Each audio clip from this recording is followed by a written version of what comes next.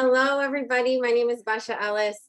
I'm a professor of child and adolescent development at Sac State, and I have the honor of telling you a little bit about the legacy lecture, the Juliana Raskauskas Legacy Lecture, and introduce this year's award winners. So the Juliana Raskauskas Legacy Lecture honors and celebrates the academic life and legacy of the late Professor Juliana, or Julie Raskauskas, who was a distinguished faculty member of Sacramento State's College of Education for 9 years, from 2007 to 2016.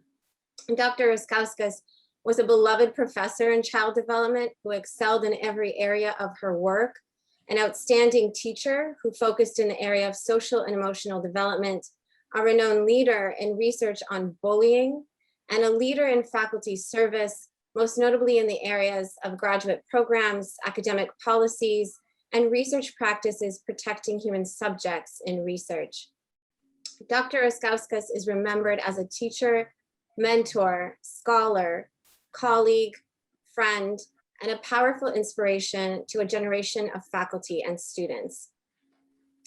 To honor Dr. Raskauskas' legacy, each year the Educational Research and Inquiry Committee, or ERI, in collaboration with the Office of Research Affairs, holds a Juliana Raskauskas Legacy Lecture, during which a Legacy Award recipient is recognized for advancing the finest aspects of Dr. Raskauskas' legacy, such as highlighting issues pertaining to mental health of children and adolescents, building resilience with vulnerable populations, and embodying leadership and professionalism in advocating for undergraduate and graduate student success while promoting the ethical conduct of research across campus.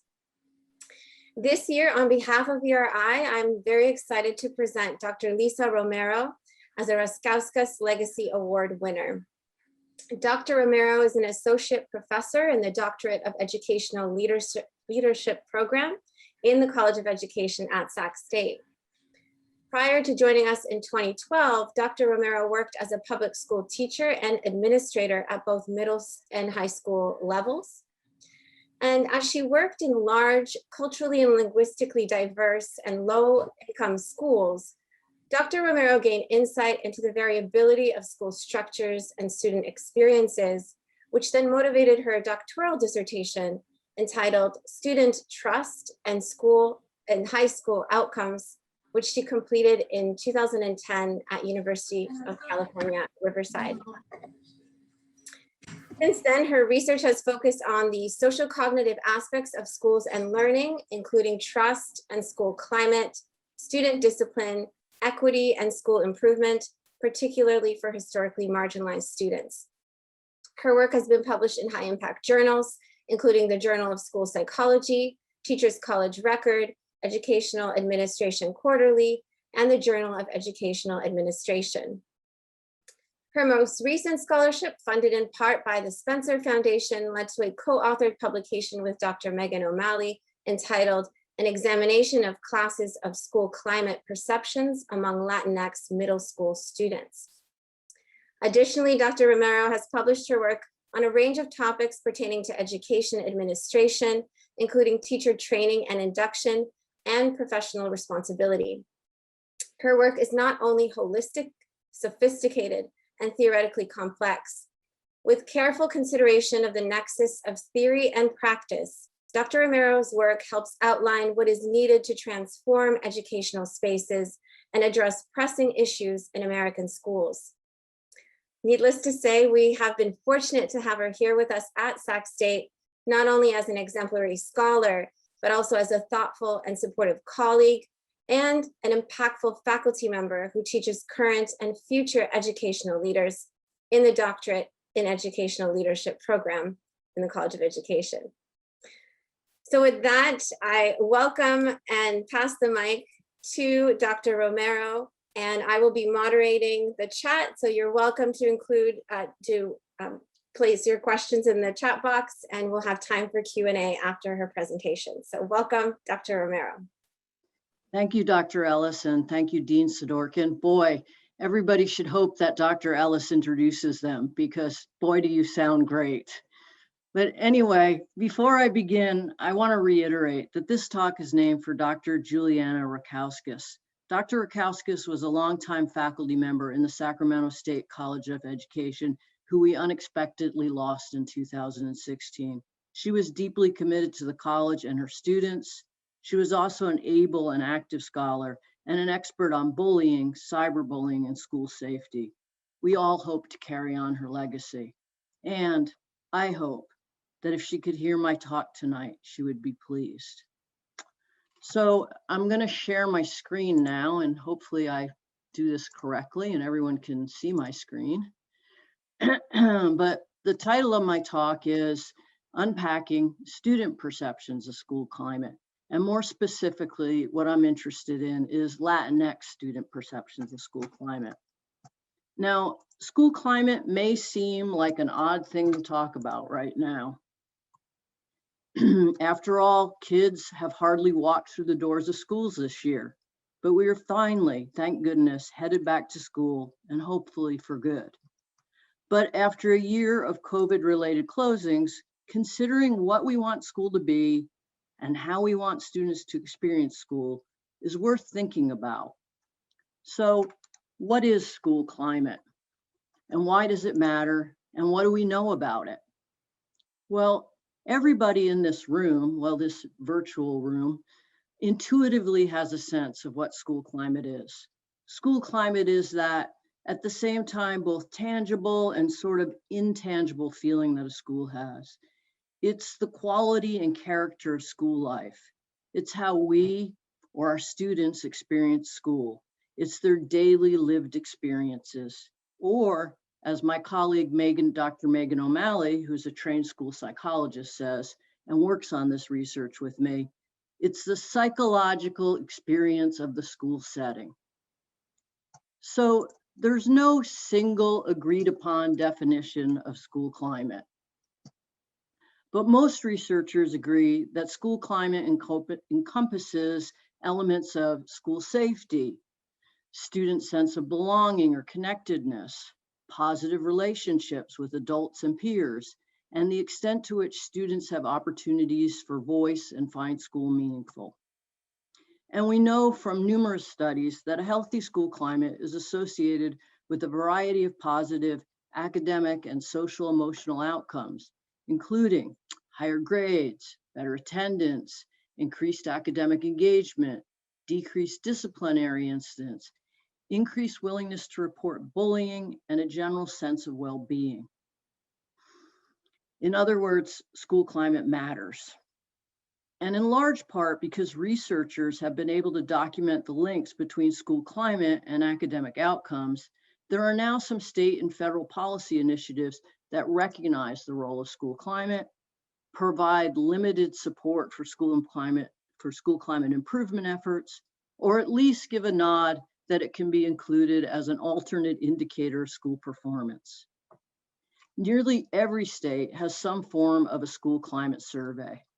For example, in California, most schools use the California Healthy Kids Survey, otherwise known as the CHKS.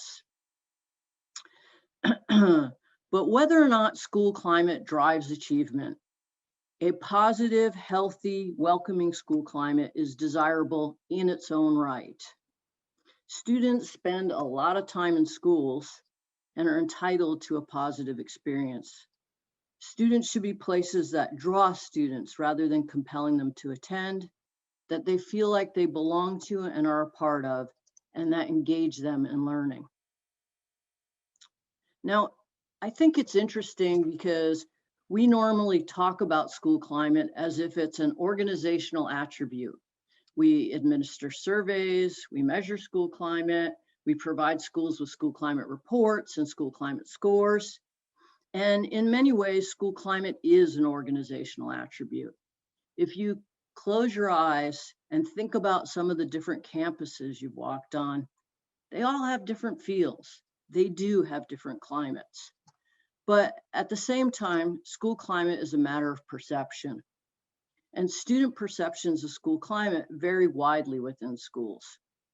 Inside the same school, some students experience their schools as safe, supportive, and engaging, while others feel threatened and disaffected. So really, we could use a more nuanced way of understanding and assessing the varied student perceptions of school climate. So I'm going to tell you a little bit about some research, that I conducted with my Sacramento State colleague, Dr. Megan O'Malley, who I already mentioned, and then I'll talk a little bit about the implications and future directions. One of the things we know about school climate is that, on average, Latinx students have more negative school climate perceptions than their white peers. And this is something that really ought to concern us. Latinx youth are the fastest growing segment of the school-age population in the United States. Over a quarter of public school students nationwide are Latinx. In California alone, over 3 million Latinx students attend public schools. They comprise 54% of all K-12 students enrolled, which is more than double the next racial ethnic student group in the state, and that is white students at 23.2%. No other region in the United States educates such a high proportion of Latinx students as California.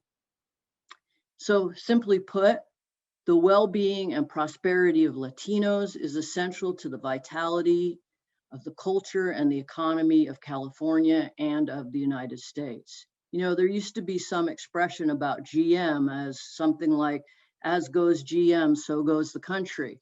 I would say we should say, as goes Latinos, so goes the country. But to treat Latinos or their perceptions of schools as a unitary, undifferentiated group is a mistake. And just looking at the average experience of Latinx students, as most research has done, masks the variety of experiences that this decidedly diverse group, it's a decidedly diverse group, and it paints a deficit narrative. It obscures positive experiences and stories, and it limits our ability to appropriately respond to needs.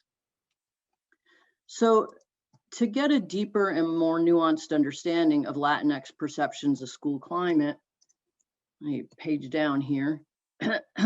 We used 2 years of data from the California Healthy Kids Survey. This is data that included responses from more than 44,000 seventh grade students in well over 600 schools in California. For anyone who's not familiar with the California Healthy Kids Survey, it's a California Department of Education survey that's broadly administered to California schools. And it asks students a wide variety of questions, including survey items designed specifically to measure school climate. So we decided to focus our initial investigation on seventh grade students because middle school is such a pivotal time for students. So using a statistical technique called latent class analysis, we investigated the patterns in Latinx school climate perceptions. Latent class analysis enables identification of latent classes or subpopulations of respondents who share common patterns of responses, but those responses are not readily observable. Anyway, enough about statistics, because what we found is interesting. First, we found, and we weren't surprised, and perhaps most of you aren't, that there's substantial heterogeneity in Latinx perceptions of school climate. And we found that there are 5 predominant groups or classes of school climate experiences. About a quarter of students, 25%, belong to a group we called high positive. And if you look at this chart that I've put up, that group's represented by the blue line. And if you just don't worry about the numbers on the left, which are probabilities, and just think of that axis as low or high, negative or positive, then this graph is easy to read. So across the y-axis, you have elements of connectedness, relationships, whether they feel safe and meaningful. And you can see that the blue class, the high positive class, students had a high probability of responding positively to all aspects. They felt safe, they felt connected, they had positive relationships with adults in their schools, and they found that school was meaningful. A second group And that's the orange line, represented by the orange line. And they were roughly another 25% of students also endorsed feeling safe, feeling connected. They reported positive relationships with adults, but if you look at the end of that orange line where it just goes straight down, they were less likely to say that they found school meaningful. At the other end of the scale, about 15% of students responded negatively to all aspects of school climate, and that's the gray line at the bottom. They didn't endorse feeling safe, they didn't feel connected, they didn't report having positive relationships with adults or finding school meaningful. And then you can see from the graph that there were two other groups with mixed results. A group we labeled mixed connected had about 15% of students, and that contained students with a high probability of feeling connected to school, mostly in their relationships with peers, and who generally felt safe, but who scored lower on relationships with adults, and like most of the others, did not find that their participation or what they did in school was meaningful. In contrast, the climate class we labeled mixed positive relationships, those students scored higher on variables indicative of positive relationships with adults, but they were distinctly lower on connectedness with peers and were equivocal about safety. And that's another 25% of students. So we found 5 distinct patterns of school climate experiences, and we replicated this finding with 2 years of data. In fact, the results were so close with the second year of data that I went back and ran the results again, ran the data again, just to make sure I hadn't made a mistake. So the second year of data included different 7th graders in different schools in a subsequent year. So, and then just because if you're a statistician, you're paranoid because numbers are numbers and they either add up or they don't. To be sure this is a stable pattern, this summer we're going to analyze a 3rd year of CHKS data. But if it's a stable pattern, then that means we can say, okay, so what do we do with this information? And I'm sure our real reason to be here tonight is to celebrate educators and people who are doing an excellent job for students in the field. So I'm not going to go on for too long about what the implications are for school improvement, but let me just touch on a few things. First, and I think this is important, is it counters the prevailing deficit narrative. Our results show that nearly half of all Latinx 7th graders reported generally positive perceptions of school climate, nearly half. But it also suggests that over 3/4 of our Latinx students don't feel like they have opportunities for meaningful participation. This supports the need to provide deliberate opportunities and encourage Latinx students to voice their concerns and make decisions regarding systems that affect them. On the other hand, the 15% who have all negative experiences need more comprehensive wraparound services. And 25% of the Latinx students in our sample, they're just thriving on all indicators and may only need a smile and a sense of encouragement. So I'm not going to do a deep dive on the needs of each of these groups, but suffice it to say, their needs are different and that one-size-fits-all improvement programs are unlikely to be effective. What we need are targeted interventions to targeted groups. Not only are targeted interventions more likely to be effective, but let's face facts. All schools have limited resources. We simply don't have sufficient time, money, trained teachers and staff to do everything we'd like to do. Of course, like any study, there are some limitations to this research. The CHKS survey is taken anonymously. And while we do know the schools, students' names are not collected.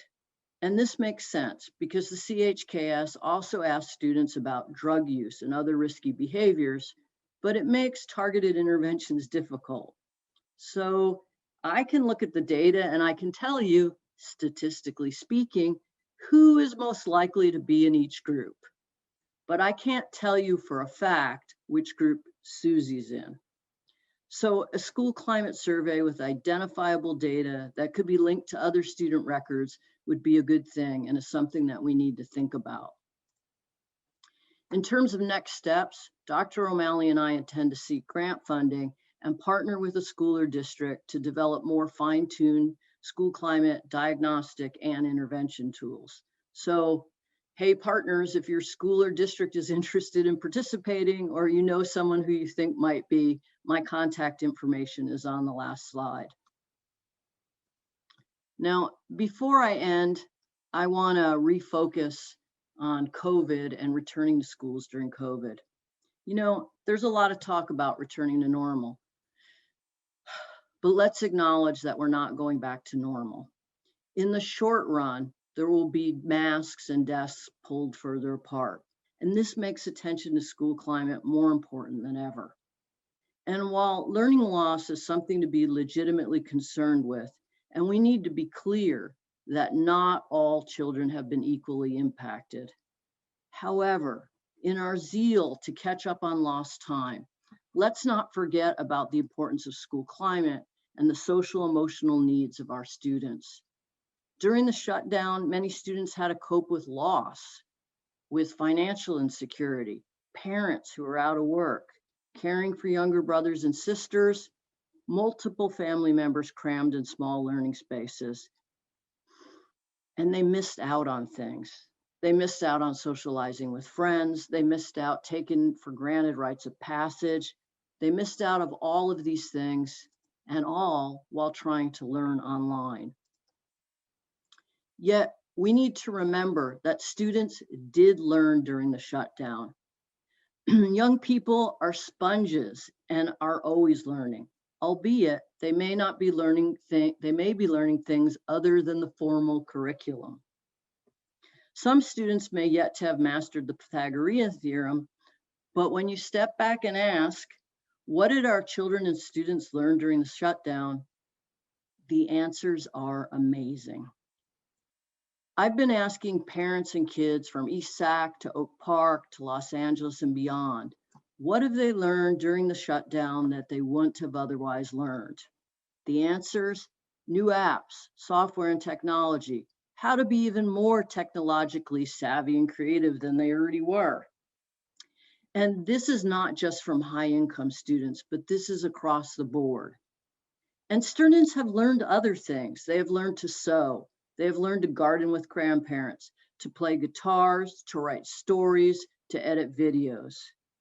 They have learned profound lessons about resilience, about community. They've learned what you need and how long it takes to make 500 sandwiches to feed the homeless. They've learned about gun violence, race and inequality, elections, and democracy. I asked a friend who works with 7th grade girls in Oak Park about what they had learned outside of the school. The answer? A ton, actually. They are paying attention. They are on their phone, on the computer, paying attention to what's going on in the world they live in. They're active, involved, and engaged. They've learned how to organize and advocate. They're engaged with who is the president and have complex opinions about national issues in the world. They have a lot of wisdom, she said, and have informed complex views on adult issues. How many of us could have claimed that in 7th grade? I don't know. So, as we return to school, let's be concerned about more than just catching up on learning. Let's also focus on the full experience of school and make sure school is a place that students want to be. Thank you.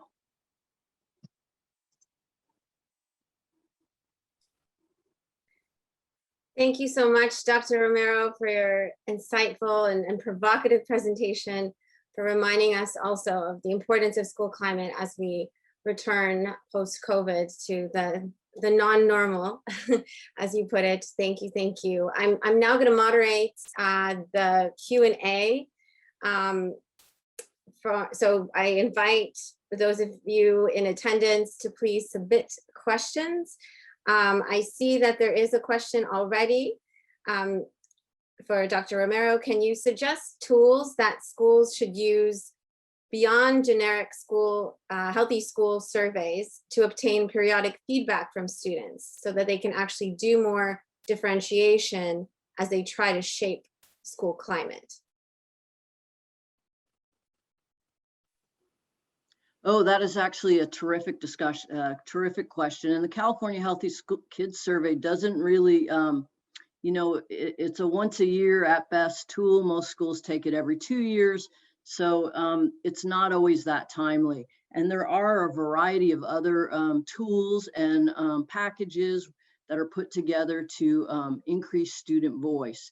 And I should have had some with me right now to provide for examples. But I am happy to get those out to everybody, either through Dr. Wong or the dean. There are some really fantastic tools that are out there. Disappointing first answer. I wish I could be more specific. But yes, there are. It's that my sidekick, Dr. Megan O'Malley, is the expert on that part.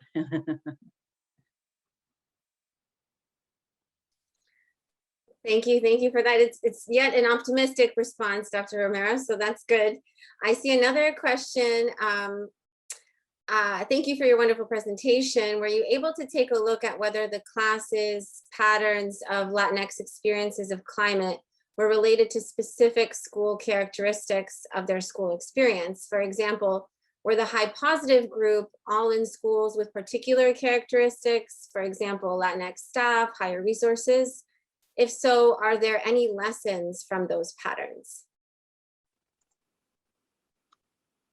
Yeah, the answer to that question is, the answer to that question is this, and it's actually a good answer. There are students that perceive their schools positively across all of the schools. And if you think about this, this makes sense, right? No matter what school you walk into, there are students that are, engaged in, ASB and student government, and they play sports and they're really engaged in their school. So I thought that there would just be like high income schools and low income schools, and that there wouldn't be, that all of the good experiences would be up here in the high income schools and not so much. But it was actually more diverse. Now, but there were things about the climate classes. So it is true that students with parents with higher levels of education tended to be in the higher climate classes. So there absolutely is some socioeconomic elements that are going on. And those are some things that we need to dig deeper into. Thank you for that, Dr. Romero. And I see that Dr. Megan O'Malley has responded in the chat with some resources. So you're all welcome to take a look at those. She says that she could send more links, but most are considered universal screeners for social, emotional, and behavioral needs. And has provided. Thank you, Dr. O'Malley. I know that we have about a minute left. Do we have another question from the audience before we move on to our next part of the agenda?